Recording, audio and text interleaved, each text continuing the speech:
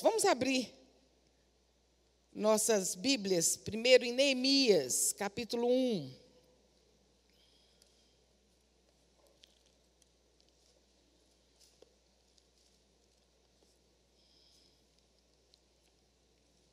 Esse Neemias, se a gente pode falar de uma pessoa que sonhou, esse foi Neemias, né? Neemias, capítulo 1, de 1 a 4. As palavras de Neemias, filho de Acalias. E sucedeu no ano de Quisleu, no 20º ano, estando eu em Suzã, a fortaleza, que veio Anani, um dos meus irmãos, ele e alguns de Judá, e perguntei pelos judeus que escaparam e que restaram do cativeiro e acerca de Jerusalém.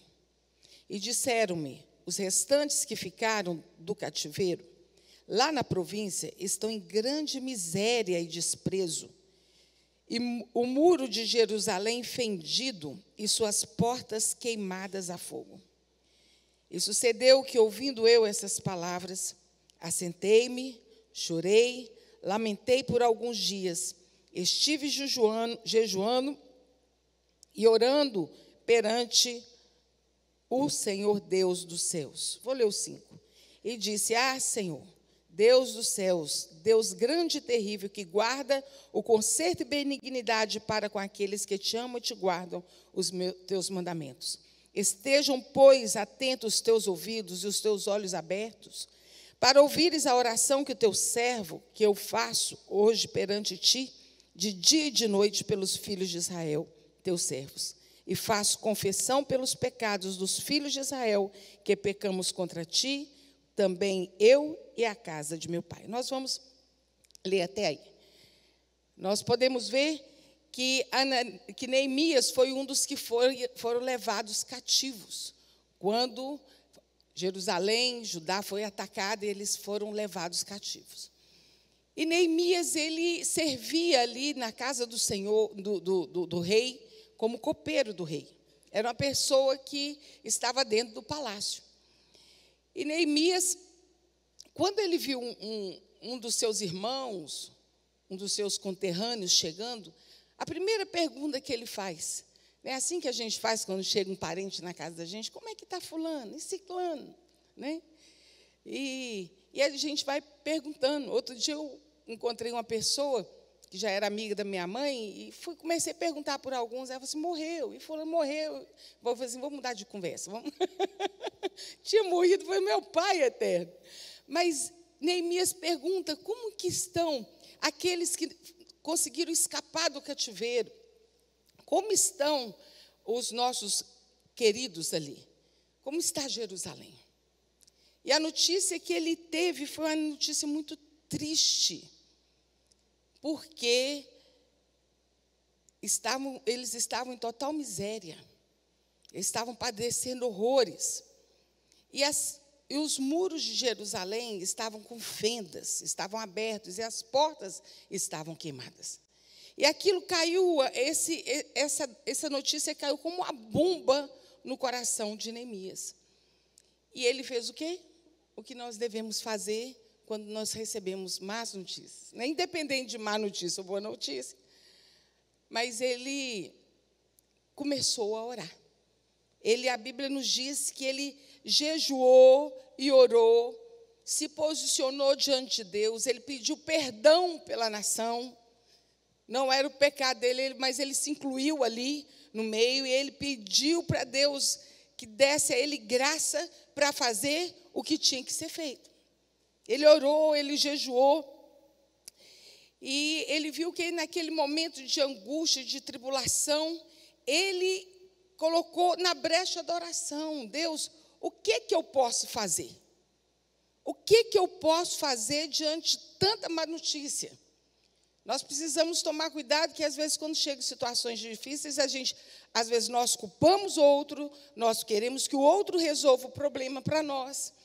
Eu acho interessante que aqui, na leitura de Neemias, ele falou assim, eu estou incluído nesse pecado também, então o Senhor já me perdoa. Ele não se isentou de nada.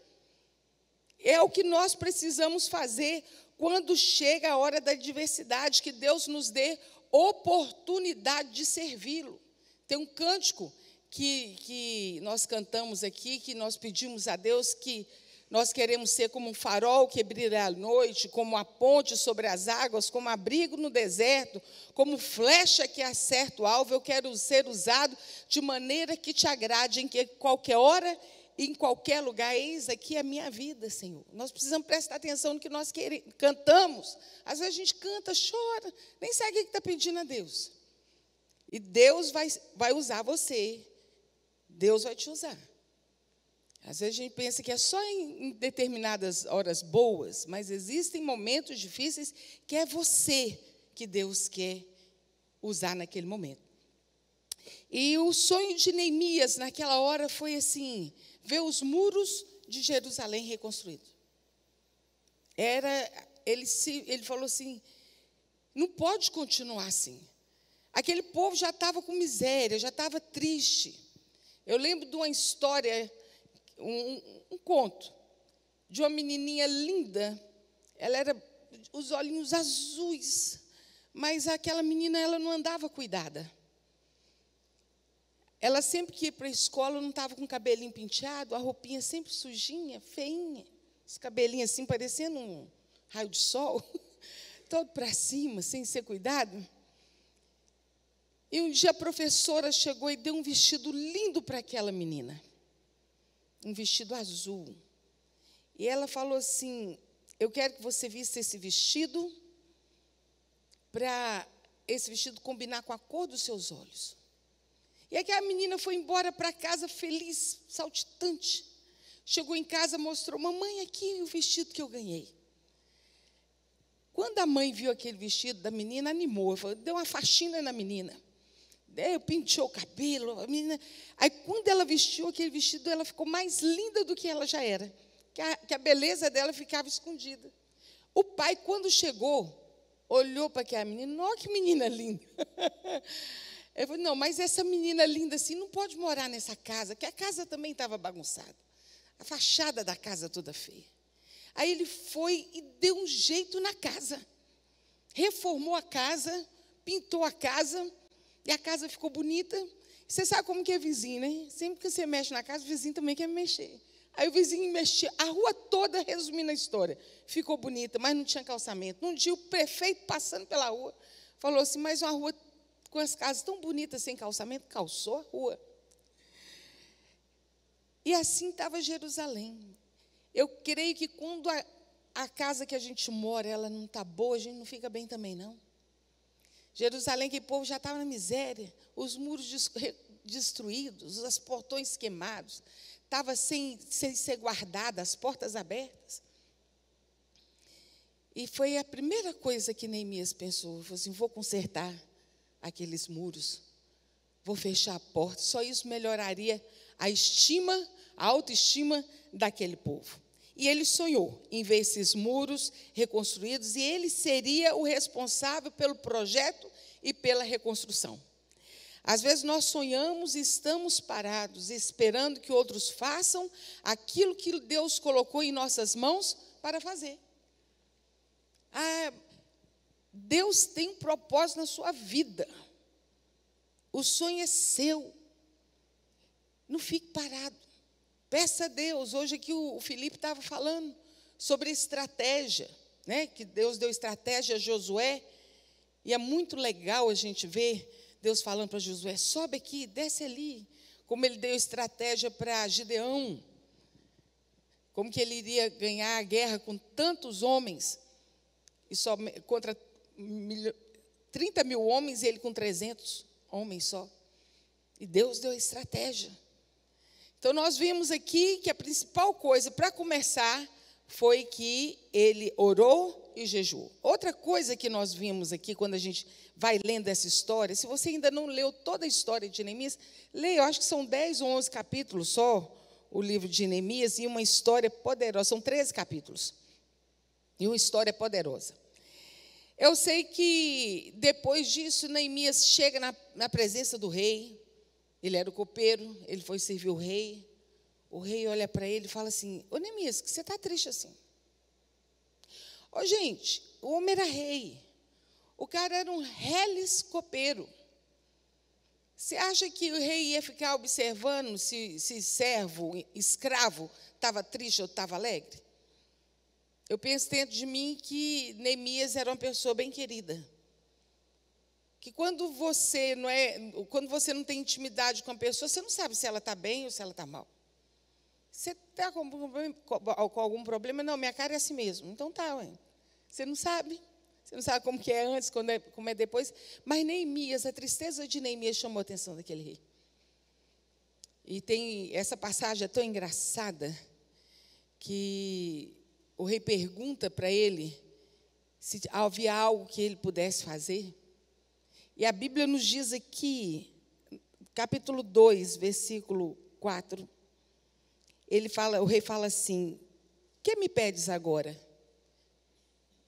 O que eu posso fazer por você? Gente, ele estava olho no olho com o rei. Esse versículo fala assim, termina assim: então eu orei ao Deus dos céus. Ele ajoelhou naquela hora para orar a Deus. Ele falou assim: rei, peraí, deixa eu ir ali orar? Não, foi ali. Quantas vezes nós estamos em situações que vem alguma coisa que você precisa falar, que você é indagado, você tem que fazer aquela oração assim. Eu falo que é a oração flecha, que é aquela rapidinha. Deus me ajuda. Deus, põe a tua palavra aqui na minha boca. Quantas vezes a gente está conversando com a pessoa, tem que dar resposta, mas o seu coração está em oração. Deus, entra aqui nessa causa. Foi o que Neemias fez. Então eu orei ao Senhor. Ele nem piscou, o olho assim, mas a mente e o coração contrito a Deus. É outra oração que a gente precisa de ter sempre.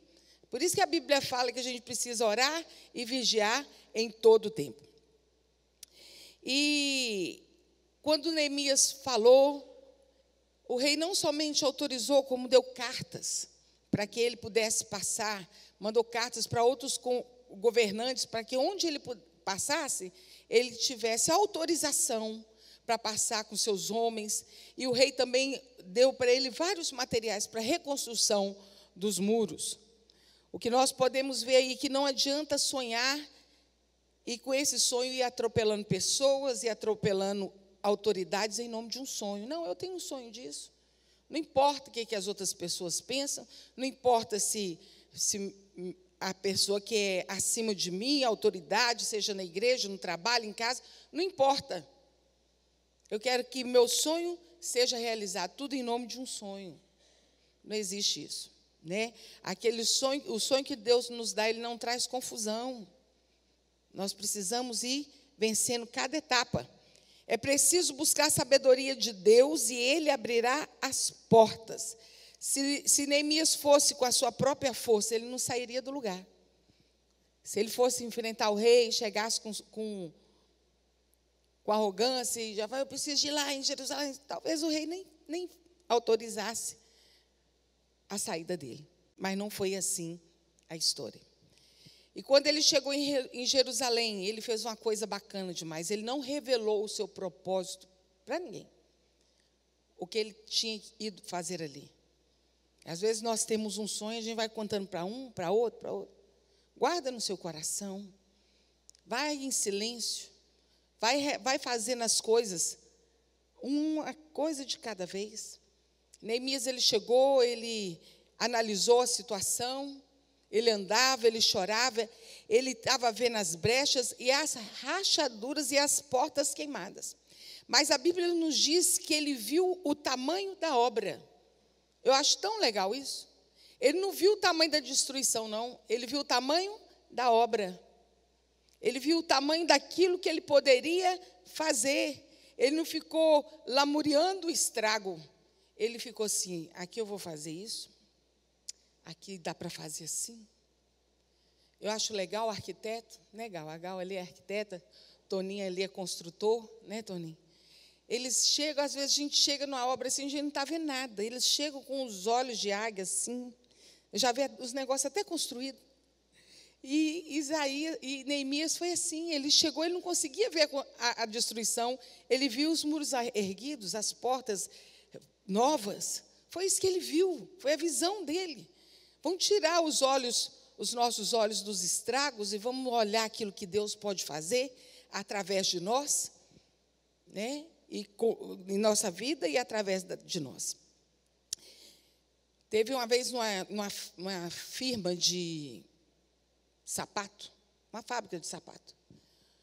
O moço chamou um vendedor e falou para ele assim: olha, eu quero que você vá em tal cidade para vender sapato lá. Ele foi. Ele foi e não demorou naquele lugar e disse assim: olha, lá naquele lugar, naquela cidade, ninguém vai comprar sapato. Ele falou: por quê? Porque lá todo mundo anda descalço. Todo mundo anda descalço, ninguém vai comprar o sapato. Aí o dono da fábrica pensou: passou um tempo, ele mandou outro. Vem cá, você vai lá.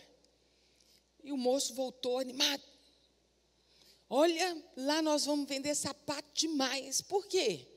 Porque lá ninguém usa sapato. Todo mundo anda descalço. É a visão. Então, a gente precisa pedir a Deus que tire dos nossos olhos, que nos dê a visão além do alcance, além daquilo que nós estamos enxergando. Então, foi isso que aconteceu com Neemias. Nós não vemos Neemias em momento algum reclamando, dando desculpas, se sentindo incapaz. Deus lhe fora favorável, é que a Bíblia fala. Teve um sonho, ele trabalhou muito. Depois que o seu sonho estava todo concretizado, assim, ele já tinha certeza daquilo que ele faria, ele desvendou o mistério para o povo que estava com ele. As pessoas chegaram juntos. Eu sei que com 52 dias os muros de Jerusalém estavam reconstruídos e as portas no lugar. Um cara que era copeiro, ele não era pedreiro, ele não era carpinteiro, ele não era nada. Mas foi com ele era com ele que Deus contou, né? Houveram resistência? Houveram, mas ele manteve o foco nos seus sonhos. Tem uma parte muito interessante, quando Tobias e Sambalar chega para ele e fala assim: Neemias, desce daí do muro que a gente quer conversar com você. Queria nada, eles queriam era matar Neemias. Tem uma história lá que eles trabalhavam até armado. Neemias falou assim: não vou descer, porque eu estou ocupado numa grande obra. Muitas vezes nós estamos ocupados numa grande obra, que é a obra da nossa vida, daquele projeto, e desce para poder ficar com picuinha, com coisinha. Não vou descer. Eu estou ocupado numa grande obra. E nós precisamos estar ocupados numa grande obra, sim, que é a obra da nossa vida, a obra da nossa família, a obra da nossa igreja, é a obra de Deus. Nós precisamos ser focados nela. Vamos abrir nossas Bíblias no Salmo 126?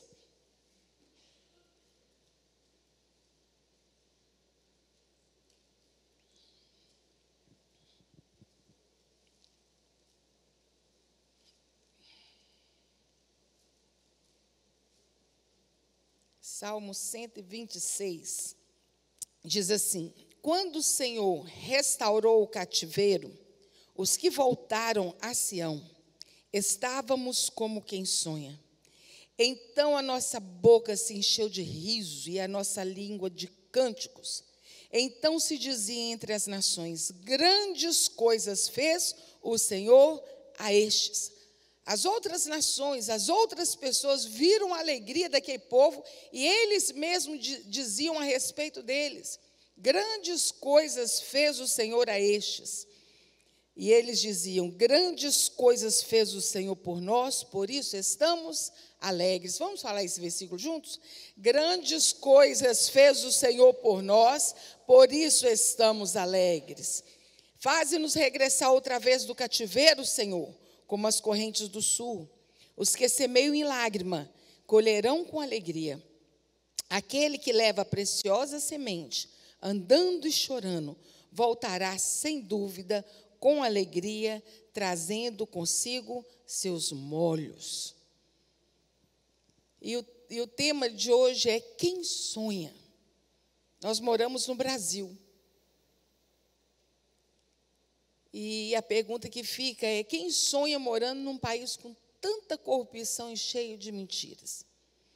Às vezes nós idealizamos outro país para a gente viver, outro lugar que não seja o nosso país, porque aqui muitas vezes está difícil demais, mas é onde nós moramos, é o país que nós vivemos. Quem sonha num país como o Brasil? Quem sonha? Quando o Senhor restaurou a nossa sorte, ficamos como quem sonha.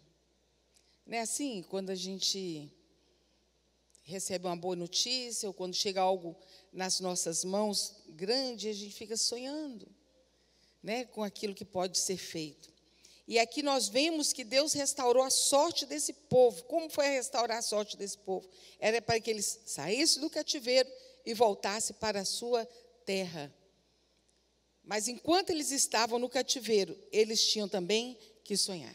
E esse texto nos ensina algumas coisas a respeito dos sonhos. Primeiro, quem sonha? Vamos ver se eu acerto isso aqui. Jesus. Não, então tá. Então passa aí para mim, Júnior.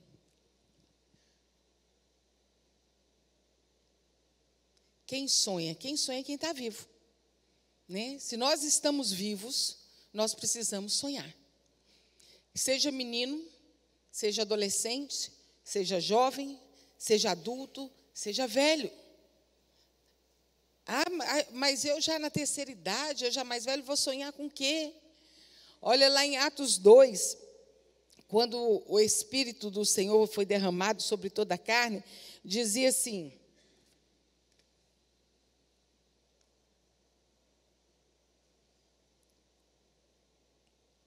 deixa eu achar aqui.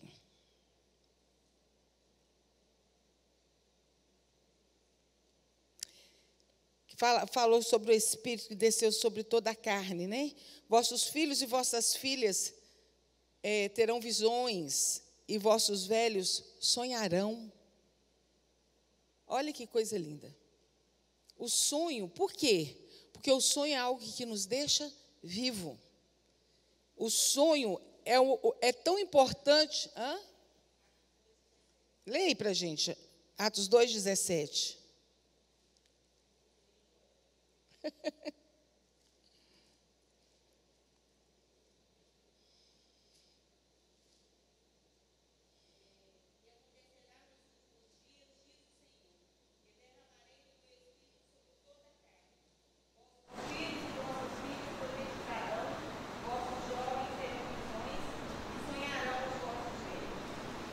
O Espírito Santo do Senhor está sobre nós. Ele já foi derramado sobre nós. Nós aceitamos Jesus. Então, vossos filhos e vossas filhas profetizarão, vossos jovens terão visões e vossos velhos sonharão. Porque nós temos o Espírito Santo de Deus, nós estamos vivos. E a obra de Deus, ela vai conosco até o dia que Ele nos chamar. Fora isso, né, esses dias o pastor Rimac pregou um domingo à noite, falando sobre os maiores empreendimentos que acontecem na vida das pessoas depois de 60 anos, 60, 70 anos. E ele deu alguns exemplos aqui, e isso é verdade. Então, como eu estava dizendo, o sonho é tão importante como o oxigênio para o organismo. Se faltar, acaba tudo. Quando nós estamos dormindo, o sonho, ele recupera a energia física e mental. Ele é a última parte do sono. Ele recupera. Quem deixa de sonhar entra num processo de morte e começa a morrer. Por isso que nós podemos ver as coisas passadas, sim, porque eu quero trazer à memória aquilo que me dá esperança. Mas eu preciso andar para frente, olhar para frente, crer que Deus ainda há muito para fazer nas nossas vidas. Paulo já estava com idade já avançada quando ele fala assim, não que eu já não tenha alcançado, né, mas ele fala assim, mas prossigo para o alvo, para o prêmio da soberana vocação de Deus em Cristo Jesus. Mesmo ele já estando de idade, ele fala assim, não, tem algo ainda para que eu possa fazer. Prossigo para o alvo. O sonho, ele é indispensável, porque quem sonha é quem está vivo. Você pode dizer para o seu irmão, você está vivo, meu irmão? Então sonhe, porque quem sonha é quem está vivo. Sonhar tem a ver com vida. Nós podemos ver aqui no texto, quem sonha chora, Quem sonha ri, quem sonha planta e quem sonha colhe. Chora, ri, planta e colhe. É o processo do sonho. Quem sonha vai à luta.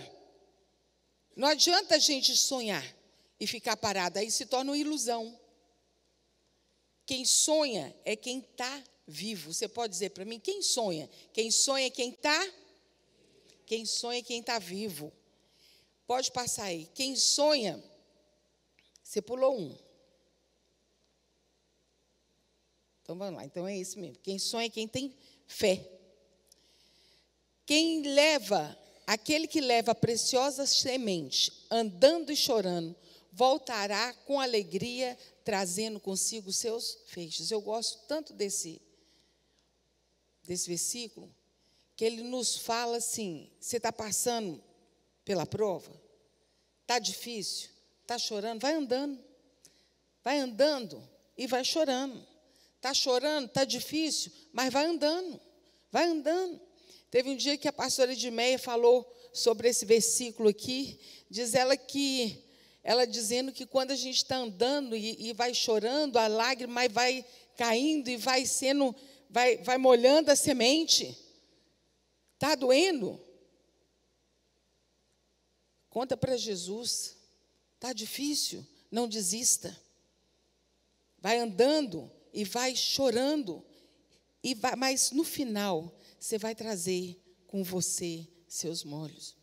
Teve um dia que uma irmã, ela estava conversando comigo e falou assim: Viva, está muito difícil. Ela me falava sobre o seu filho. E o que eu tive na hora que Deus me deu o versículo foi esse. Sobre andando e chorando. Foi assim: mas um dia você vai voltar com alegria, trazendo consigo o resultado da sua oração. Graças a Deus os anos passaram. E hoje ela já está com seus fechos no braço. Que Deus deu a vitória. Falei: se chora, meu filho, se chorar, chora nos pés do Senhor. Que um coração quebrantado e contrito, Deus não despreza. Eu tenho fé, então eu vou andando. Mesmo que todos digam não vai dar certo. Se eu fosse você, desistia. Por isso que a gente tem que ter cuidado com quem a gente compartilha os nossos sonhos. Igual um dia eu vi um irmão com alegria, veio compartilhar que tinha comprado uma casa num bairro que eu esqueço, lá perto do aeroporto. Indo ali pelo aeroporto. Por ali, mas eu acho que era antes até. E o outro virou e falou, ele veio com alegria tão grande. Aí quem estava perto virou e falou assim: nossa, naquele bairro tem nada ali. A rua não é calçada, tem eletricidade. O que você vai construir naquele fim de mundo? Menino, o sujeito ficou murchinho. Vai ser benção, menino. Vai chegar asfalto, vai chegar luz, vai chegar padaria, vai chegar farmácia, vai ficar um bairro bacana.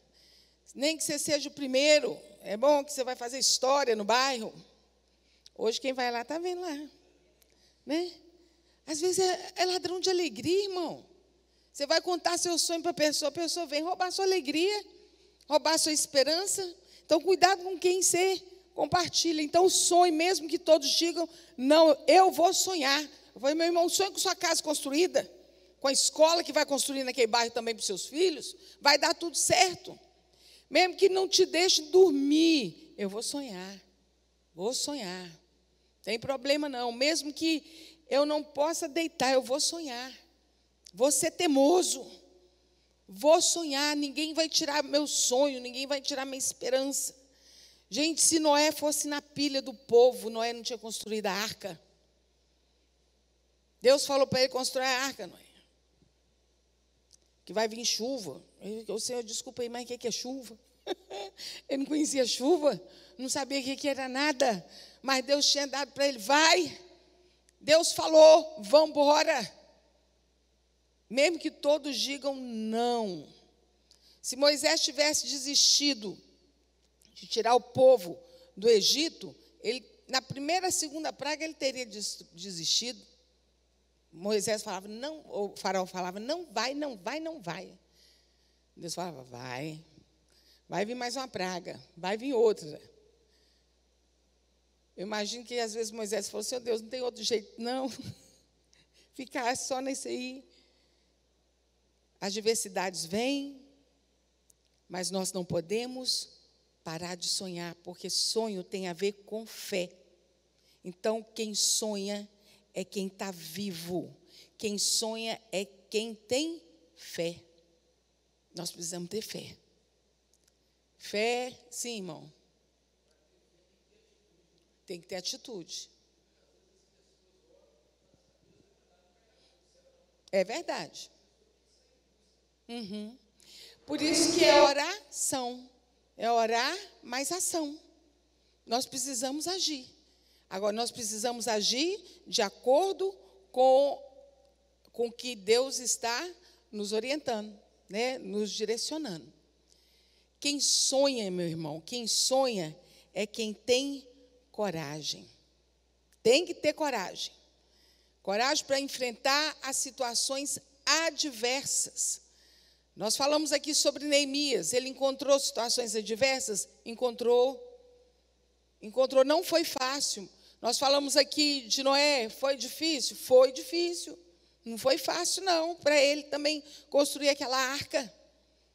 Ele não tinha serra elétrica, né? Não tinha aquele negócio para parafusar, não tinha nada. Foi ele e os meninos dele, construindo aquela arca. E muitos chamando ele de doido. Você é doido, cara. Faz isso não. As pessoas riam dele. Mas ele teve coragem. Neemias teve coragem. Teve coragem para poder enfrentar toda aquela situação.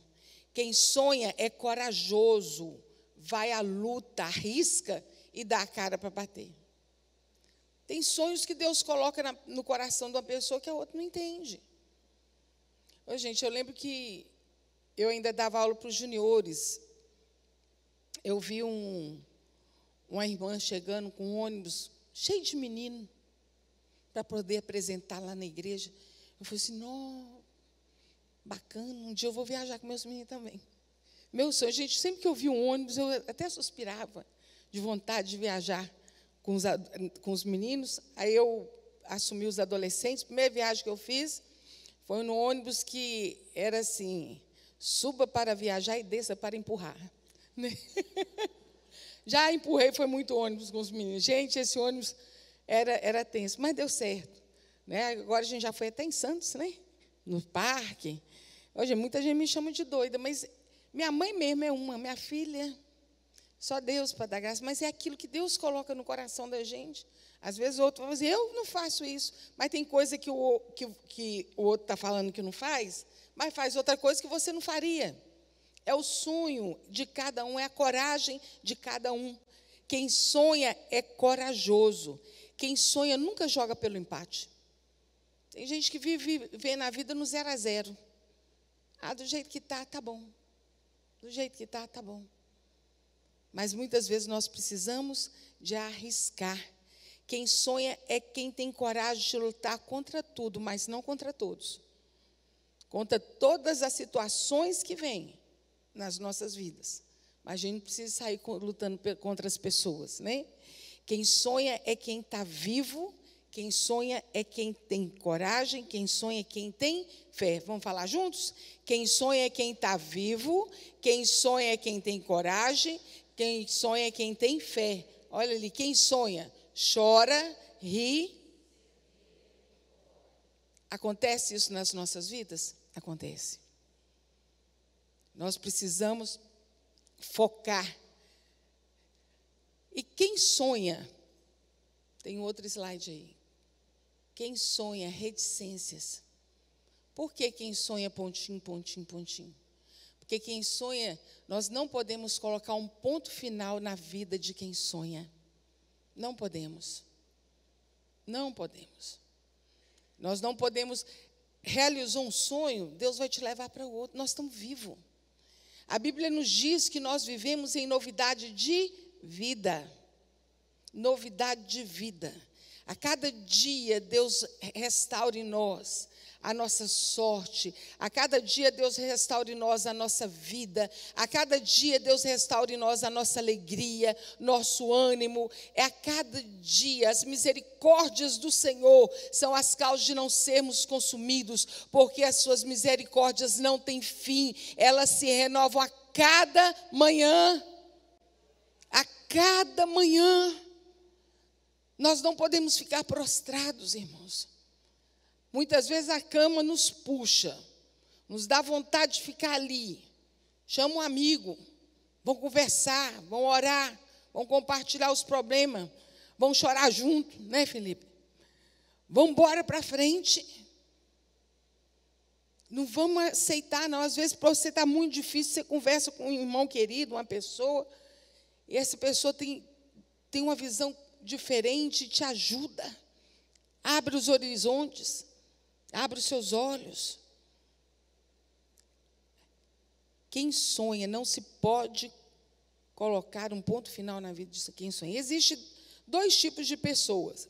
Existe a que faz história e marca a sua geração. Existe aquele que se torna só um relato histórico. Ele não faz história. Ela vive a história de outra pessoa. Ela está ali no meio da história, ela é só um relato de história. E fulano, estava lá. Deus tem te chamado. Mas é para grande coisa, é para pequena coisa, não importa. Você é resposta de oração dentro da sua casa? Você é resposta de oração dentro do seu serviço? Você é resposta de oração dentro da sua sala de aula, na sua escola? Você é resposta de oração na sua faculdade? Aonde você for, aonde você for. É ali que Deus quer que você faça a história. A história que nós temos não é a nossa história, é a história daquele que morreu, ressuscitou, vive em nós e nos ajuda a vencer a cada dia. Nós podemos fazer história na vida das pessoas. Nós podemos sonhar, sim. E não somente fazer história, não somente ser um relato histórico. Você pode fazer a história e não somente ser parte dela. Se nós, não basta sonhar, é preciso projetar e executar. Foi o que o irmão falou ali, né, irmão? Não basta sonhar só. Nós voltamos lá na história de Neemias. Neemias, ele orou, ele jejuou, ele projetou e ele executou. Houveram muitos empecilhos.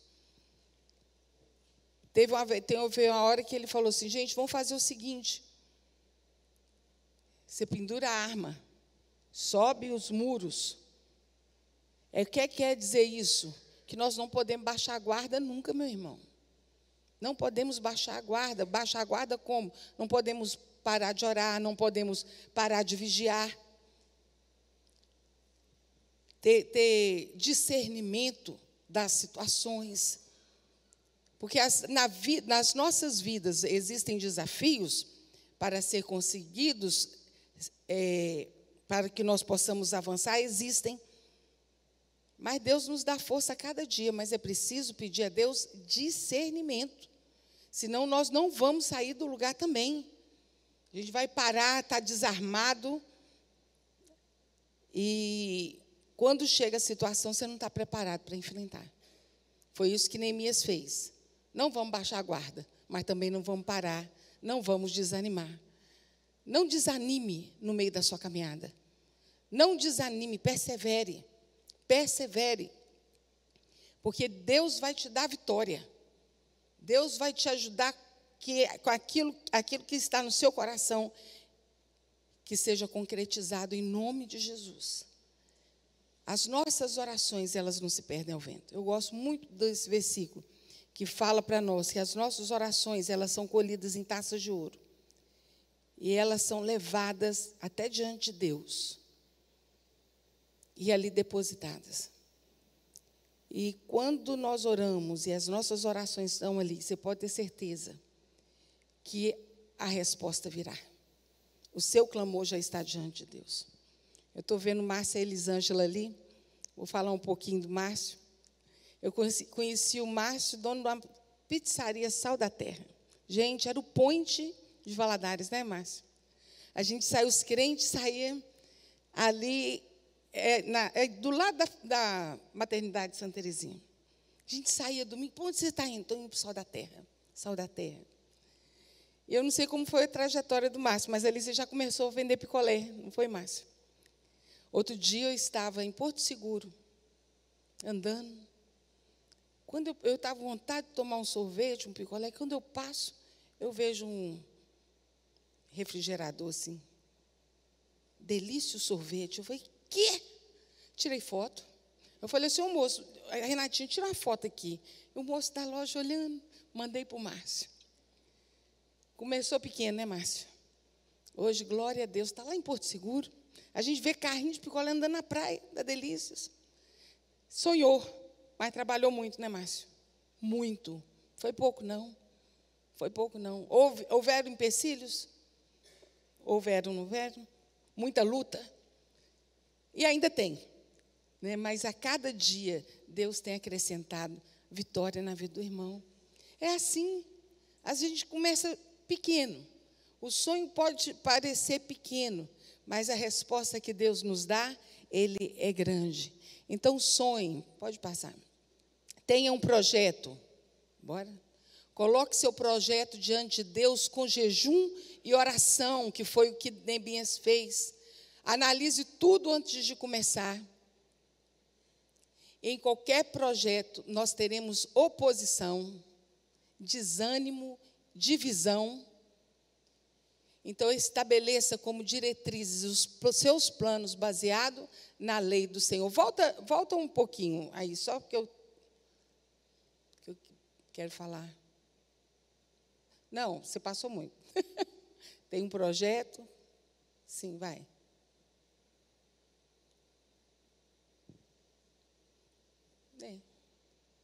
Mas é isso, então. Estabeleça como diretriz seus planos baseados na lei do Senhor.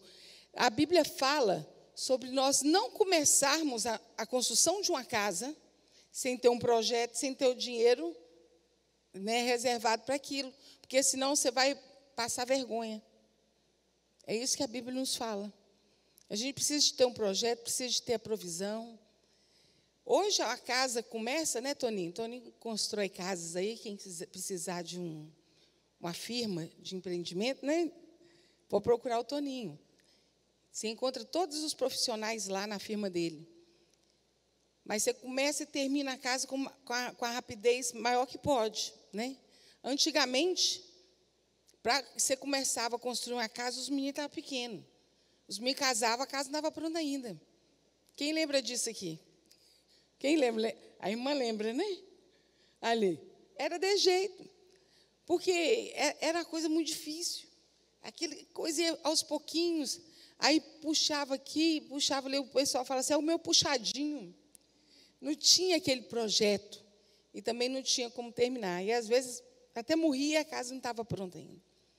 Então, vamos fazer os planos, reavaliar sempre o projeto, né, que Deus pode dar ideia nova, estratégia nova, uma solução nova para situações. Mas quem sonha é quem está vivo, quem sonha é quem tem coragem, quem sonha é quem tem fé. Quem sonha ri, chora, semeia e colhe. Mas no final, meu irmão, você que tem depositado seus sonhos e desejos diante do Senhor, você vai voltar com alegria, trazendo consigo os seus resultados. Amém? Vamos ficar em pé, vamos orar?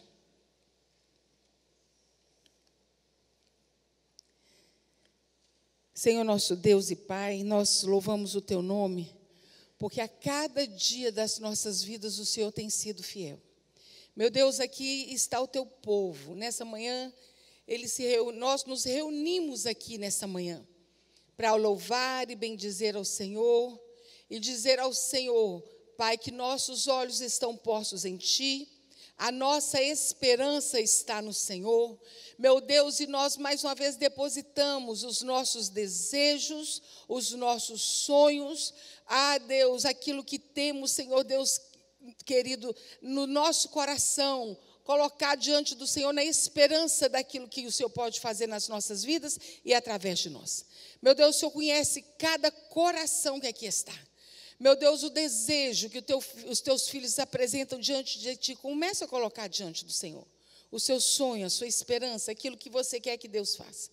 Deus, como é bom poder confiar em ti. Como diz em Isaías 64:4, porque o Senhor se agrada daqueles que em ti esperam. Meu Pai Celestial, nem com os olhos se viu um Deus tão grande que responde às orações daquele que esperam em ti. E assim é que os teus filhos estão aqui, esperando no Senhor, aguardando. Meu Deus, seja sonhos na vida pessoal, seja na família. Meu Deus, no trabalho, nos estudos. Pai, Senhor, o Senhor é Deus que abre porta. O Senhor é Deus que fecha a boca de Satanás, que quebra os laços. Pai, e dá coragem ao teu povo, que essa manhã seja uma manhã de renovo, seja uma manhã de ânimo, seja uma manhã de alegria, para, Senhor Deus, ter saído daqui, Senhor, com certeza, que o Senhor fará infinitamente mais do que pedimos ou imaginamos. Assim seja, Senhor, nas nossas vidas, é que oramos a Ti em nome de Jesus. Amém.